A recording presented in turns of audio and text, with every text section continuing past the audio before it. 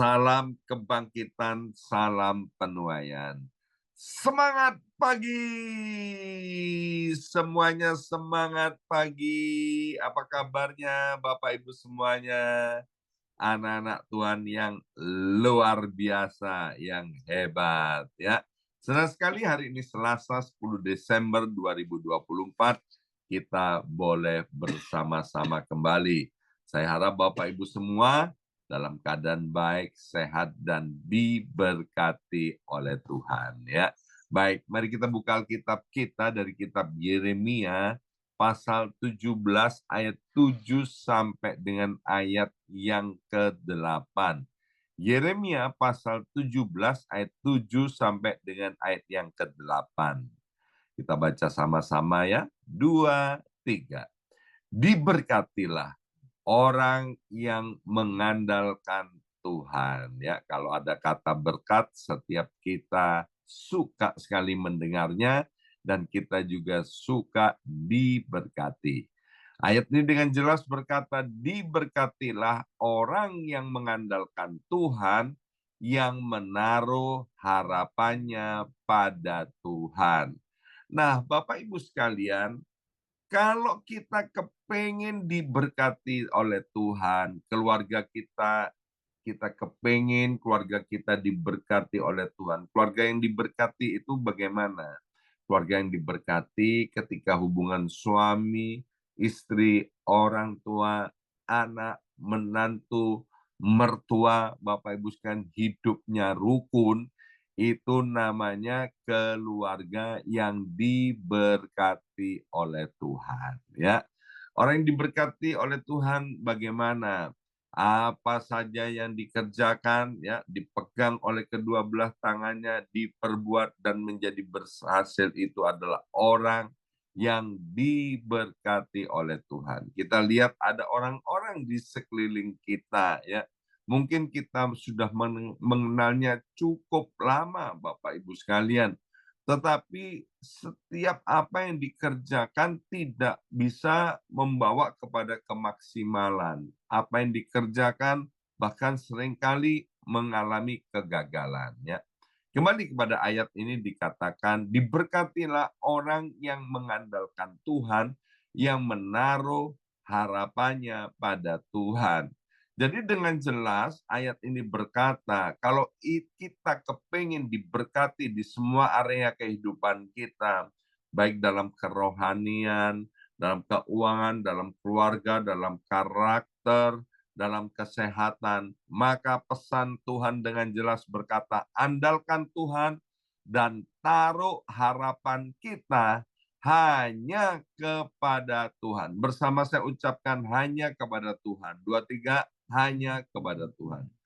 Ia akan seperti pohon yang ditanam di tepi air, yang merambatkan akar-akarnya ke tepi batang air, dan tidak mengalami datangnya panas terik.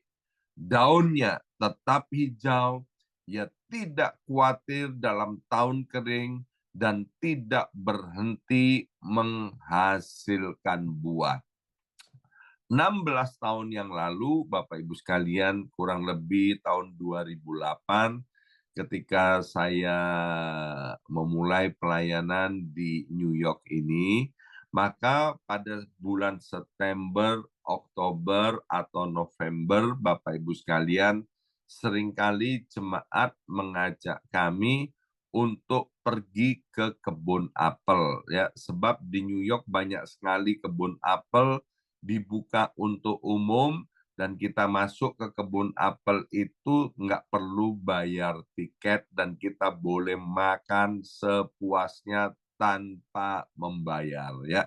Jadi hampir setiap tahun pada awal-awal pelayanan saya di New York, maka pada bulan September, Oktober, atau November kami selalu pergi ke kebun apel yang ada di New York ini untuk acara petik apel. Satu kali kami berjumpa dengan petugas yang ada di kebun apel itu.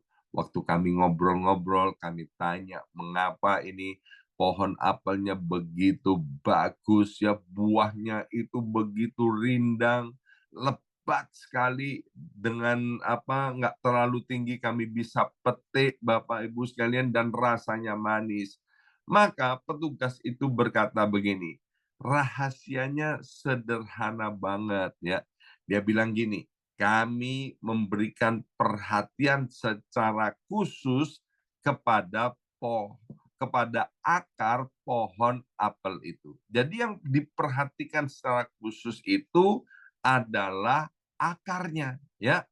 Dia bilang begini, kami memastikan bahwa tanah yang ada di sekitar pohon itu adalah tanah yang baik sehingga akarnya ini ya itu cukup dengan nutrisi, akarnya ini cukup dengan air ya dan selama akarnya ini sehat maka pohon ini akan menghasilkan buah yang lebat dan manis. Jadi ternyata peranan akar amat sangat penting dan utama dari sebuah pohon untuk menghasilkan pohon yang baik, sehat, dan berbuah lebat atau tidaknya. Ya. Jadi kalau Bapak Ibu sekalian melihat kalau ada pohon kemudian layu, kering, dan mati, maka itu pasti sumber utamanya akarnya tidak sehat. Ya. Nah kehidupan itu Bapak Ibu sekalian sama seperti pohon. Nah, pertanyaan, apa yang menjadi akar di dalam kehidupan kita ini? Di mana kita bertumbuh dan apakah kita ini berbuah? Inilah yang akan kita renungkan pada hari ini. Saya seringkali menyampaikan kepada jemaat, pohon itu akan berbuah lebat kalau berakar dan bertumbuh di tempat yang tepat bertumbuh di tempat yang tepat ya. Yang pertama, kita belajar dari apa yang ditulis di dalam kitab Yeremia 17 ayat 7 sampai 8 tadi bahwa pentingnya kita memiliki akar kehidupan ini, yaitu kita harus berakar pada Tuhan ya. Perhatikan lagi Yeremia 17 ayat 7 sampai 8. Orang yang mengandalkan Tuhan, yang menaruh harapannya kepada Tuhan, itu seperti pohon yang ditanam di tepi air yang merambatkan akar-akarnya ke tepi batang air. Jadi kalau akar pohon itu mencapai batang-batang air, maka di sini dikatakan kalau ada musim kering, ada musim panas, ada musim terik, Bapak Ibu sekalian, pohon ini akan tetap hijau, ya, dan bahkan dia akan terus menghasilkan buahnya, ya. Demikian juga Bapak Ibu sekalian, kita nggak tahu apa yang akan terjadi di depan kita. Mungkin akan ada kekeringan, ada krisis, ada macam-macam dan lain sebagainya. Tapi pesan Tuhan pada hari ini kepada setiap kita, mari kita berakar kepada Tuhan. Caranya gimana? Mengandalkan dan menaruh harapan kita kepada Tuhan. Mazmur pasal 1 ayat yang pertama sampai dengan ayat yang ketiga, ini Mazmur yang amat sangat terkenal, dikatakan berbahagialah orang yang tidak berjalan menurut nasihat orang fasik, yang tidak berdiri di jalan orang berdosa, dan yang tidak duduk dalam kumpulan pencemooh. Tetapi yang kesukaannya ialah Taurat Tuhan dan yang merenungkan Taurat itu siang dan malam. Ya seperti pohon yang ditanam di tepi aliran air, yang menghasilkan buahnya pada musimnya, dan yang tidak layu daunnya. Apa saja yang diperbuatnya berhasil. Bapak Ibu sekalian, di sekitar kita banyak nasihat-nasihat yang baik, Bapak Ibu sekalian ya. Tetapi nasihat yang baik itu belum tentu benar ya. Tapi kalau nasihat itu benar, itu pasti baik buat kita hari ini maupun hari-hari yang akan datang. Dan nasihat yang baik dan benar itu dasarnya cuma satu, yaitu Alkitab atau firman Tuhan. Ya, tolong perhatikan ya. Banyak nasihat di sekitar kita itu baik tapi belum tentu benar. Apalagi kalau nasihat itu ya keluar dari mulut orang fasik, mulut orang berdosa, mulut orang pencemooh, celaka Bapak Ibu sekalian kalau kita mendengarkan nasihat mereka ya. Dan jangan harap seperti yang ditulis di dalam kitab Mazmur pasal pertama ini kita akan mengalami kebahagiaan. Banyak orang hidupnya mengalami kesusahan dan penderitaan. Mengapa? Karena mereka tidak berjalan menurut nasihat firman Tuhan. Orang yang berjalan menurut nasihat firman Tuhan itu seperti merambatkan akar-akarnya ke tepi batang air.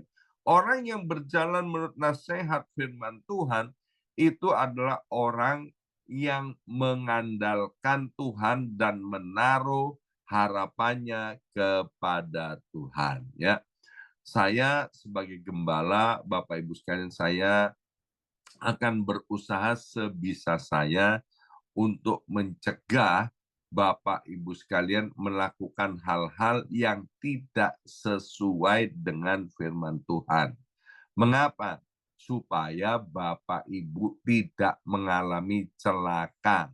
Supaya Bapak Ibu sekalian bisa mengalami yang namanya kebahagiaan. Tapi kalau Bapak Ibu nggak mau dicegah, nggak mau dinasehati, bukankah hidup ini adalah pilihan Bapak Ibu sekalian? Ya sudah, kalau Bapak Ibu mau berjalan menurut nasihat orang fasik atau mau berjalan menurut sekehendak hatinya sendiri, ya sudah nanti akan mengalami akibatnya sendiri. Ya, nah kembali kepada akar. Akar itu melambangkan dasar iman kita. Jika kita tidak berakar pada firman Tuhan, maka kita ini mudah goyah, Bapak Ibu sekalian. Kalau ada musim kering, kalau ada kemudian panas terik, ada keadaan yang tidak baik, ada badai, Bapak Ibu sekalian. Kalau kita tidak berakar dengan kuat, maka kita gampang roboh, gampang binasa. Ya, kita tahu seorang anak muda, ya anak muda namanya Yusuf, Bapak Ibu sekalian ya. Yusuf itu di Mesir, Bapak Ibu sekalian, di negeri yang asing, bahasanya asing, di tempat yang nggak pernah dia kenal, Bapak Ibu sekalian. Tapi Yusuf itu luar biasa. Dia tetap hidup berintegritas, dia hidup sesuai dengan firman Tuhan, dan kita tahu bagaimana kemudian Tuhan mengangkat hidupnya, bahkan Tuhan memulihkan kehidupan daripada Yusuf. Daniel dibuang dari Yehuda ke Babel, Bapak Ibu sekalian. Di negeri pembuangan, Daniel, anak muda ini luar biasa. Dia benar-benar berpegang kepada firman Tuhan. Sehingga ketika mengalami hal yang tidak baik, maka Daniel tidak menjadi murtad. Coba lihat, ada berapa banyak orang di sekeliling kita menjadi murtad atau menjadi suam-suam, dan kemudian juga dari mulutnya berkata, enggak Tuhan-Tuhanan lagi. Mengapa ada orang-orang seperti ini? Orang-orang seperti ini karena dia tidak mengandalkan Tuhan, dia tidak berakar kepada firman Tuhan. Ya, apa itu yang namanya badai kehidupan? Macam-macam. Misalnya kehilangan orang yang dicintai. Seperti Ayub, Bapak Ibu sekalian. Wow, Itu anak-anaknya semuanya pada mati, Bapak Ibu sekalian. Punya anak 10, 10-nya mati semua.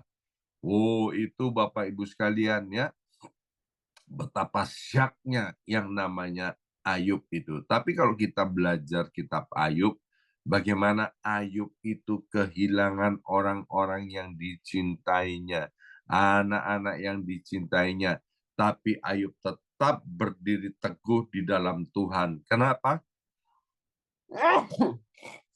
Maaf Bapak Ibu sekalian, karena Ayub mengandalkan Tuhan ya. Kita lihat di Alkitab Perjanjian Baru ada seorang wanita yang mengalami pendarahan selama 12 tahun. Dikatakan oleh Alkitab dia sudah menghabiskan uangnya kemana-mana, tapi dia tidak kunjung sembuh. Tapi yang luar biasa, ketika wanita ini dia datang dan mengandalkan Tuhan, hidupnya dipulihkan ya. Saya ketemu dengan orang-orang yang mengalami gangguan di dalam kesehatannya, kemudian dia menjadi putus asa dan kecewa kepada Tuhan. Nah, ini nggak boleh terjadi ya bagi setiap kita. Dan kita lihat bagaimana kemudian yang namanya badai kehidupan, tahun-tahun kering, mungkin itu masalah keuangan, masalah pekerjaan, tiba-tiba terjadi PHK, atau kemudian terjadi kebangkrutan, atau kemudian mengalami keadaan yang tidak baik. Pesan saya, terus andalkan Tuhan, berharap kepada Tuhan, hidup menuruti perintah Tuhan. Alkitab dengan jelas berkata, di dalam ketaatan ada berkat dan di dalam ketidaktaatan yang ada adalah hukuman, ya. Dan yang kedua, Bapak Ibu sekalian, kita itu hidup ini harus bertumbuh di dalam Tuhan. Jadi selain berakar pada Tuhan, yaitu kita bertumbuh di dalam Tuhan, ya. Nah, bagaimana kita bertumbuh di dalam Tuhan? Kolose pasal 2 ayat yang ke-7, Alkitab dengan jelas berkata, hendaklah kamu berakar di dalam Dia dan dibangun di atas Dia. Hendaklah kamu bertambah teguh dalam iman yang telah diajarkan kepadamu, dan hendaklah hatimu melimpah dengan syukur. Ya, di sini ada dua hal, teguh dalam iman dan kemudian hatinya melimpah dengan ucapan syukur. Artinya begini Bapak Ibu sekalian, bertumbuh di dalam Tuhan, kita ini mulai melatih hidup kita. Jangan gampang jadi orang yang suka ngomel, suka menggerutu ya. Marilah miliki hati yang penuh dengan ucapan syukur. Orang yang mengucap syukur artinya percaya seberapa besar tekanan dalam hidup kita, Tuhan itu pegang kontrol, Tuhan itu pegang kendali, Tuhan itu tak akan pernah mengizinkan pencobaan itu melebihi kekuatan kita. Orang yang mengucap syukur itu akan percaya bahwa Tuhan pasti buka jalan atas setiap permasalahannya, ya. Itu namanya orang yang bertumbuh di dalam Tuhan. Kita juga harus berpegang teguh di dalam iman. Prakteknya dalam kehidupan sehari-hari ya Bapak Ibu ini luar biasa, yaitu rajin di dalam doa fajar. Itu artinya orang hidup yang bertumbuh di dalam Tuhan ya. Bagaimana lagi hidup bertumbuh di dalam Tuhan, yaitu suka mendengarkan firman Tuhan dan merenungkannya. Itu artinya orang yang bertumbuh di dalam Tuhan. Dan yang tidak kalah penting, bertumbuh di dalam Tuhan yaitu terlibat di dalam pelayanan. Bersama saya ucapkan terlibat di dalam pelayanan. 2, 3, terlibat di dalam pelayanan. Bapak Ibu, ya kita harus tahu bahwa semua kita adalah orang yang penting bagi kerajaan Allah. Ya, sekali lagi, Bapak Ibu semuanya adalah orang yang penting, bahkan amat sangat penting di dalam kerajaan Allah. Kalau kita lihat tangan kita, telapak tangan kita, ada jempol, ada telunjuk, ada jari tengah, ada jari manis, ada jari kelingking. Pertanyaan saya, jari mana yang tidak ada gunanya? Nggak ada. Semuanya berguna, semuanya penting, ya. Kemudian kalau kita lihat anggota tubuh kita, mana anggota tubuh kita yang tidak penting? Nggak ada. Semuanya penting. Kalau ini satu kesatuan ini kerjasama dengan baik, Bapak Ibu sekalian, maka hasilnya maksimal. Demikian juga di dalam pelayanan, ya. Kerajaan Allah punya banyak hal yang bisa dikerjakan oleh Bapak Ibu semuanya. Mungkin menurut manusia itu remeh-temeh dan sepele. Tapi Bapak Ibu sekalian, tidak ada pelayanan daripada Bapak Ibu itu yang tidak penting, yang tidak ada artinya.